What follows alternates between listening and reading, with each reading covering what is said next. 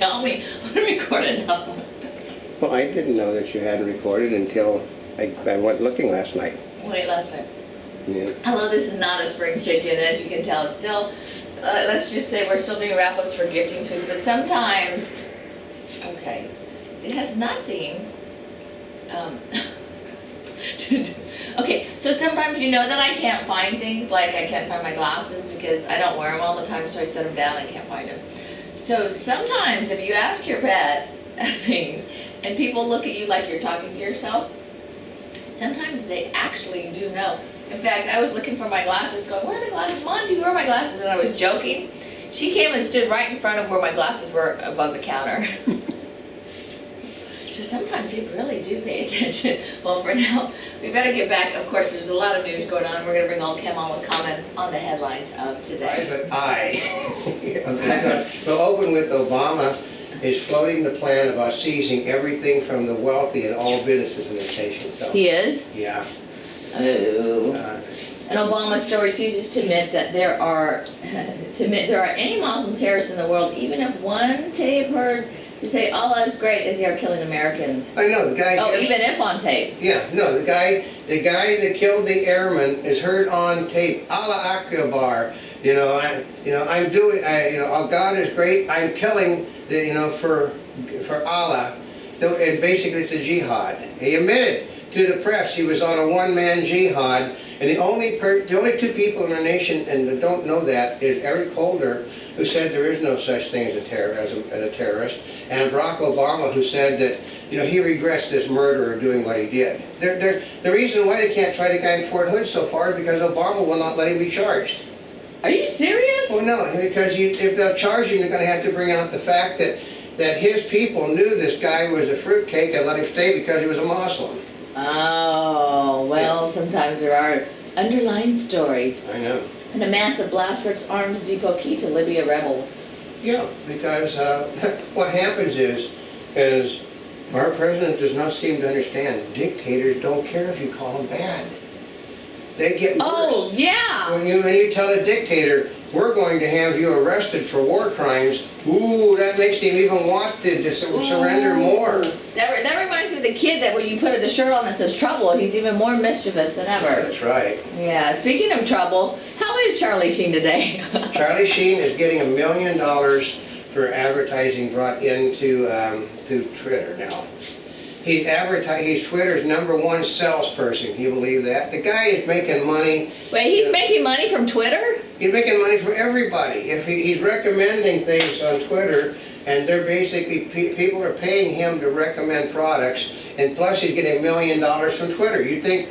And he's got 4 movies lined up, folks. 4. This is for a guy. Well, his career is over. No, it's not, because he's playing the bad boy. It's just like he's always been the bad boy. I knew Errol Flynn. Errol Flynn at home was anything but the bad boy. I mean, at home he was a good father. He liked to party, but he still was. He was a guy that basically. I played baseball with Errol Flynn. Of course, he called me, "You colonials don't know how to play cricket right." So he was a nice guy. I met him. So and his image was worse than Sheen's ever was. So. Oh, and Sheen is more popular than ever. Yeah. They're going to replace him with John Stamos for next year. Which Sheen said, I don't care. I still get paid no matter who's doing the role. So, so. Well, I can do the movies. Yeah. Mm-hmm. Well, people like John Stamos too. Well, but John's never been a bad boy. No, Stamos is a member of the Beach Boys. He's the unofficial backup drummer for the Beach Boys. Oh, is he? Been for years, yeah. Yeah. Massive blast. Oh wait, I guess we better get back to news. Well, that other part is news. It's just kind of like what's going on. Well, like we've been talking about, the big news for today is that the Obama administration is floating it through his supporters that unless businesses start cooperating with him, meaning they're going to have to start investing in what he wants invested in, he's going to seize all of their money and the rich people's money by executive order, and use it to pay down the deficit, which means he's going to redistribute the wealth to people that don't have it. Isn't that a good one? Yeah, that's like BS. Let's put it this way. That we were watching a news show that wasn't Fox, and the Democrats were pissed off. Basically they were talking about doing nasty things to the IRS people who would come by and seize their property. Yeah, that doesn't make people very happy. No, you tell the guy that everything he's worked for in his life is going to be taken from him because he will not do what this president wants him to do voluntarily, so the president's just going to seize it. This is only deals with people that do business with the government, of course, which is almost everybody. And of course now nobody wants to do business with the government. Not anymore. And it's all over for the Republicans as the companies are hiring again. Well, we're doing leapfrog, Obama, we'll put it this way. They're at 8.9%, not because people are hiring. Okay, last month was, for the first time in 13 months, which more people had been laid off than were hired. Okay, They were more laid off than were hired. So if you had more that were laid off than hired, mathematics says you can't drop the unemployment rate. It goes up, but not under Obama, because Obama doesn't count people that basically have fallen off the unemployment rolls. But he did blame that on the Republicans, though.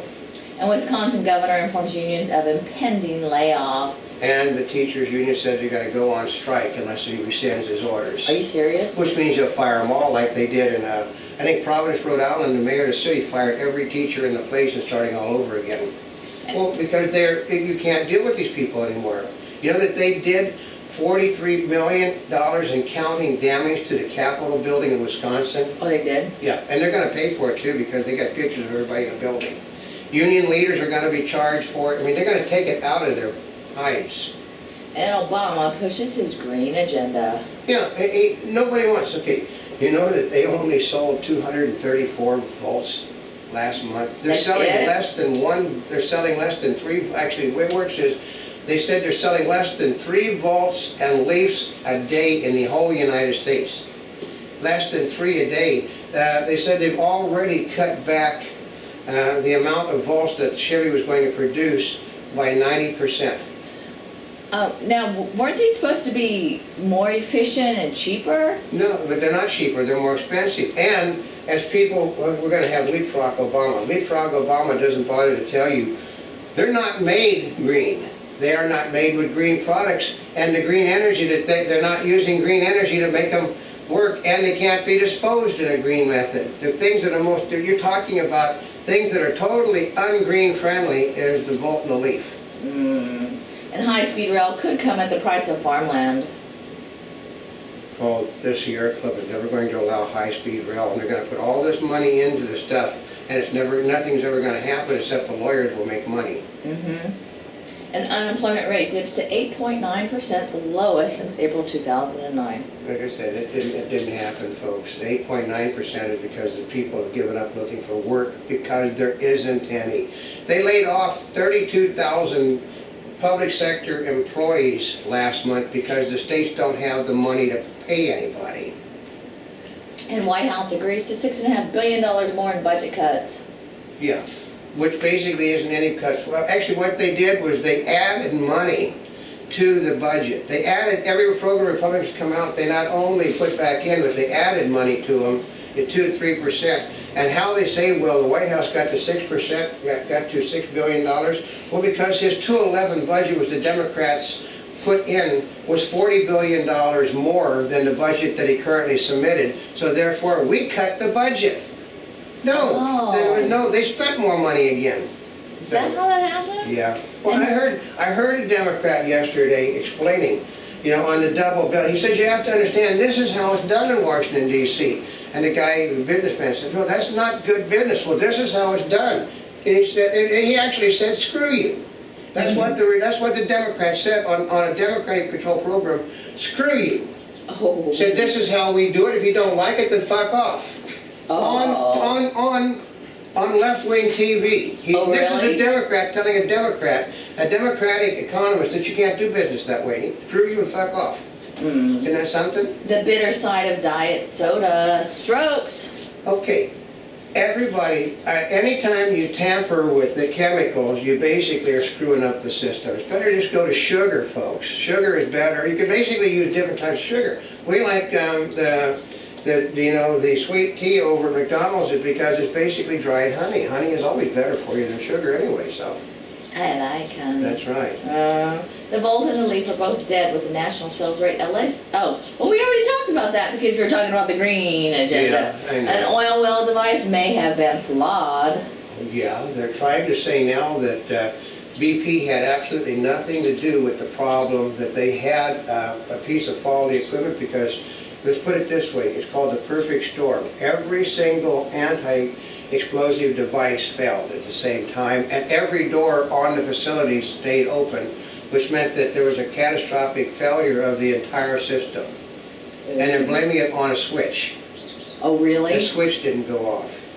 Ouch. That is, we're going to try something. Okay, my father was a personal assistant to Omar Bradley. When they were doing the Abrams tank, well, Bradley was basically touring the system. You know, the early versions, and they're all electric. And my father simply asked a simple question. He said, what happens if the power goes off? And they said, well, that's not going to happen. My father said, what happens if the power goes off? Well, that's not going to happen. And then finally, my father said, Bradley said, tell the young man what happens if the power goes off. And they said, well, it doesn't work. That's right. It means you got a $200 or $300 million piece of junk. It can't move with no power. And what happens if the same thing? The more you depend upon computers to do things, the more likely you're going to have catastrophic accidents. You've got to have people watching the equipment. You do. I mean, think about all the times you call a company and they said, I'm sorry, you'll have to call back, our computers are down. That's right. They can't help you at all. Our computers are down. You can't do it. You want to fly an airplane, it is all done with wireless now instead of wires. Mm-hmm. Generally before it was done, you sat in the cockpit and they control things by wires. And a Monty Bubbleism from the Mark Twain of the Animal Kingdom. Basically, you can call a silk purse from a cow's ear a silk perk, but it's still a cow's ear.